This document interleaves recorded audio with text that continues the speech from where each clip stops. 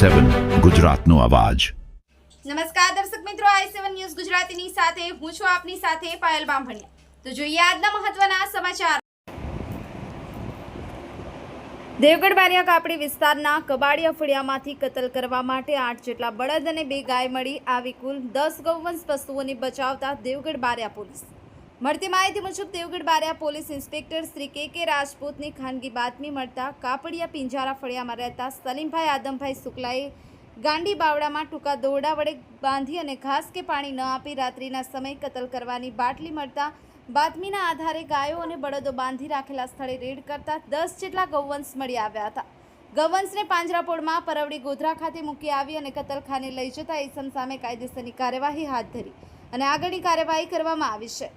આમ દેવગઢ બારિયા ખાતેની police sub ઇન્સ્પેક્ટરની સરાહનીય કામગીરીથી મૂંગા પશુઓને બચાવી લેવામાં આવ્યા છે। Anil Vankar, i7 news Gujarati, Devgadh Bariya.